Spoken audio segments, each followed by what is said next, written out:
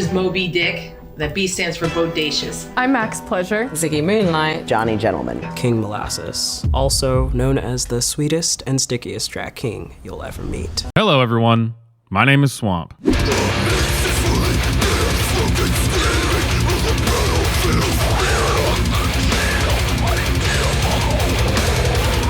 And today I would like to bring attention to the most marginalized group within a marginalized group within a marginalized group. And that's how you know that they're virtuous and good and great and everything that they do is fantastic and beyond reproach. Because their victim status is off the charts. Drag queens get all the press nowadays, but I think it's time we finally talked about drag kings. When I first saw drag kings perform, I remember being like, why hasn't nobody told me about this? Well, that's easy. Because it's stupid. All right, everybody, thanks for joining me. Make sure you like the video, you're subscribed, and I'll see you next time. All right, fine. We'll continue. I was completely mesmerized, wondering, why have I not done this before? I got hooked right away. Just being on that stage and having the light hit me, and I feel like I'm finally me. Yep, that's right. Just when you thought it couldn't get any worse than Brita Filter, the drag queen, Johnny Gentleman walks in. In fact, I would argue that drag queens make more sense than what these people are doing, because a drag queen does an exaggerated version of feminine traits. This is dressing up like a dude, but still doing those feminine things that a drag queen would do. Wouldn't a drag king do exaggerated versions of masculine things? I guess I just don't get it. It's not made for me. I feel the fullness of myself when I'm in drag. As drag kings, we're stepping out of the box of who we were told we were allowed to be. Now, this woman is just dressing up as a man dressing up as a woman. So I really don't get what drag kings are.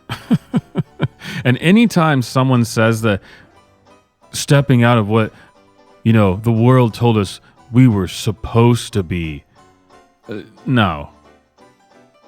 I'm guaranteed that almost 100% of whatever comes out of your mouth after that is utter bull. So just get out of my face with this wannabe Rocky Horror Picture Show thing you got going on here. And people think it's only new now, but it's not new. I think the history of drag kings has been very much obscured. It hasn't always been the way that we understand it today, but it's always been there. How come people that are into stuff like this always have to try to drive that point home? You know, it's like gender creative people, non-binary people. They always try to they try to tell you that this has been around since the dawn of man. Okay, that doesn't give it credibility. What is this weird point that they're trying to make? It's always been here. Okay, so what? A lot of other horrible things have also always been here. Drag is just the performance of gender, the performance, the absence, the transformation of gender. Drag is the performance of gender, the performance and the absence of gender. I just want you to know that you just said that. Those were real words that came out of a real life person.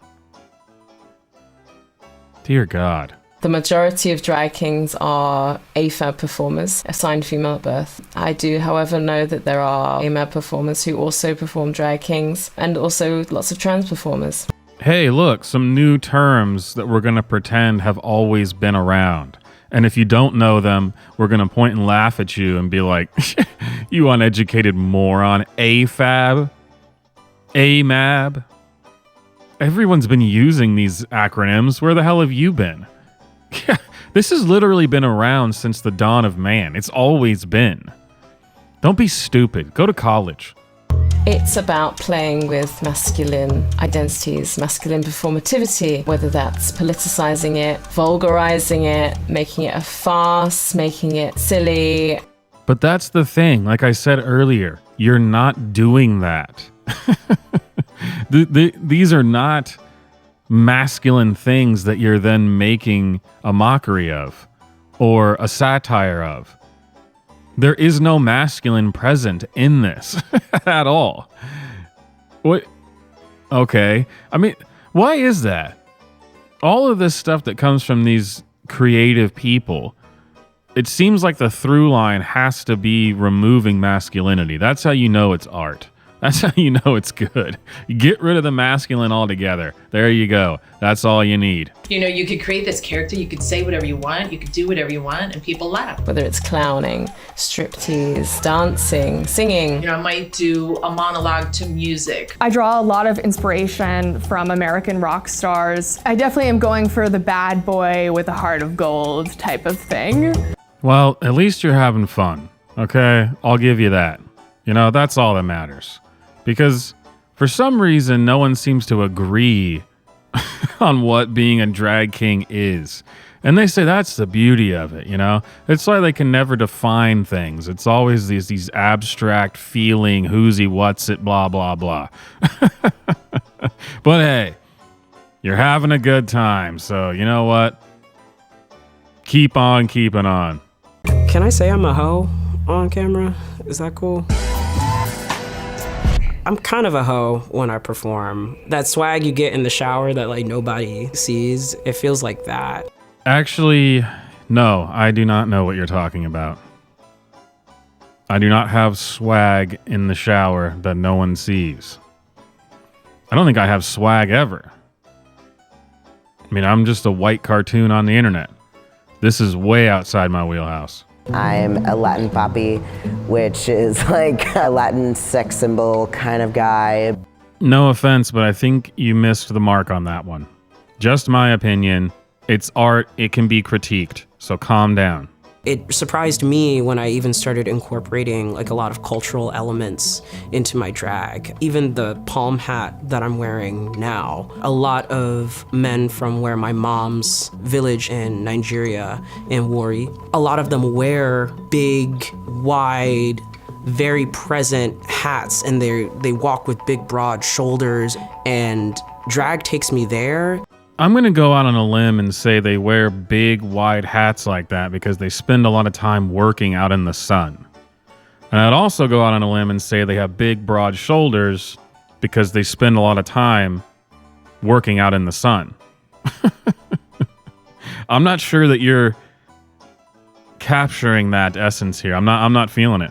Especially being a trans-masculine, non-binary Latinx person, I just want to make sure that every time I hit the stage that there's somebody in the crowd, hopefully, that when they see me, they see themselves. Wait, do you want them to see a trans-masculine, non-binary Latinx person? Or do you want them to see the Latin poppy that you said that your character is? I don't. Wait, are they supposed to see you and or are they supposed to see the character? I don't understand. It sounds like a lot of words that add up to basically nothing. So I'm glad you walked me through it because I gained nothing. Thank you. Performing femininity was something that I constantly felt like I was failing at. It's funny that transforming and becoming an alter ego is what allowed me to finally accept and love myself for who I was. You felt like you were failing at performing at femininity, and then you make a character that is exclusively feminine while saying it's a man. You know, it's sure. It sounds, yeah, sure, okay. And I started using they, them pronouns as Molasses before I started using they, them pronouns for myself. So it just has been this really rewarding experience where it's a way to navigate the world and make sense of things. As is so often the case, this just sounds like yet another example of people's inability to become adults. It's this arrested development in this country. You sound like a child. You sound like a child. That's why children play. They learn things through it. This is, I mean, how old are you? God, I just don't get this. There's this long history of drag kings. A Chinese scholar has male impersonation dating back to the Tang Dynasty. Okay, we're skipping this because I don't give a shit about this. I don't know why they use this. Yes, of course that people have done this before. We don't think this is that revolutionary. Wearing clothing from the opposite gender and acting like an ass on stage? Yeah, that's pretty standard. That's not very creative. I get it. I believe that this has been done before. Drag kings are growing and they're getting bigger and bigger, but they've still got a way to go when it comes to representation within cabaret and the drag industry as a whole. Okay, here we go. I told you we got an oppressed class within an oppressed class. It's the oppression Olympics. Let's see how oppressed they really are. You know, RuPaul's Drag Race is so fantastic because so many drag queens have become celebrities and pop culture figures thanks to RuPaul's Drag Race. That has not happened for drag kings yet. And it breaks my heart. We need to do everything we can to dismantle the gender wage gap between drag kings and drag queens. This is going to be the new cause. I'm calling it right now. This is it. You know, we don't wear heels, but we give story, we give the drama, we give emotion, energy, just like queens do. Why can't things just be fun and goofy and something that you do sometimes? Like, they make it sound like this is such an important thing. This is earth-shattering. This is a way to navigate the world. No, it's some stupid shit you do as a hobby. And even if you do it full time, you can't take it yourself too seriously. It's like when you see an interview with some musician, you go, man, that guy was a prick. He takes himself so seriously. He thinks he's God's gift to the world. This is just a stupid, goofy thing. Nothing more. And there's nothing wrong with that. Quit trying to make it something that's super important.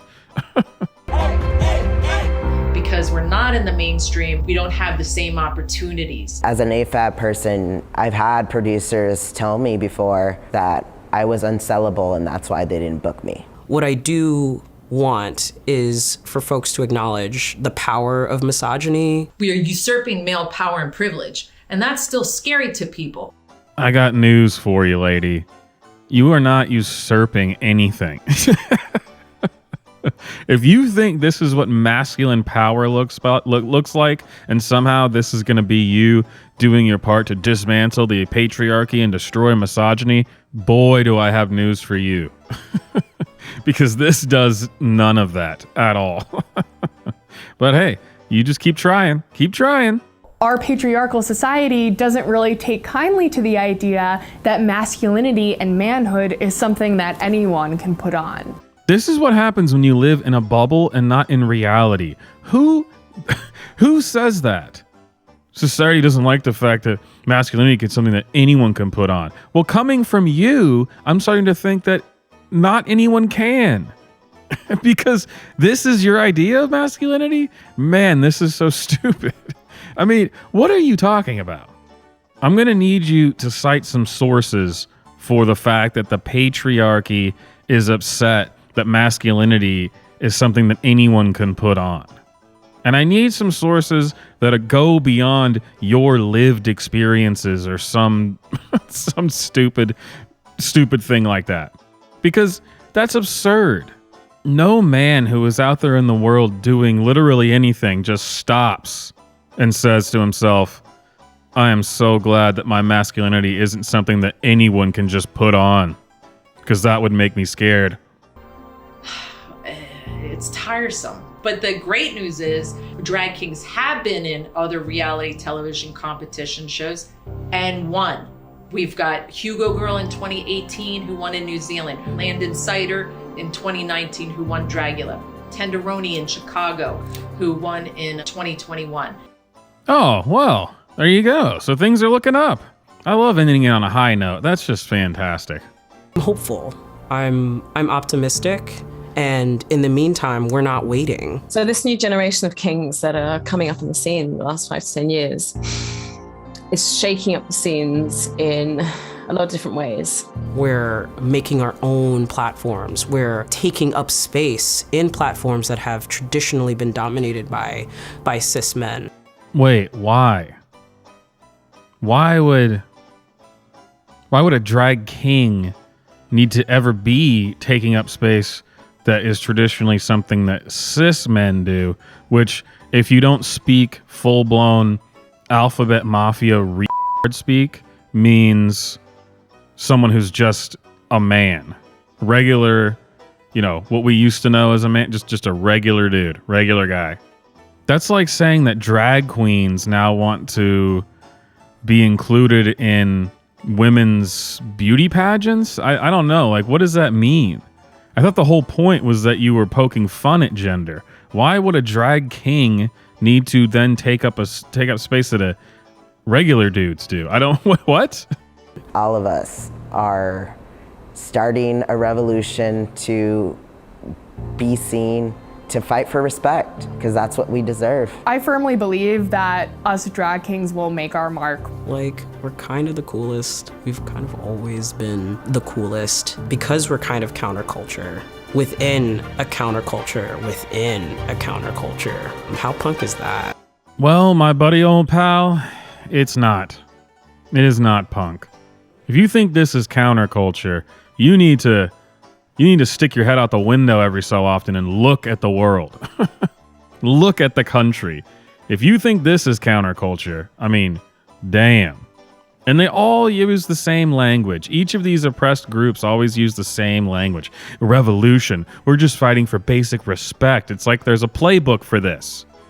And there is. Just go to college, they'll tell you. Anyway, my name is Swamp. Thanks for watching.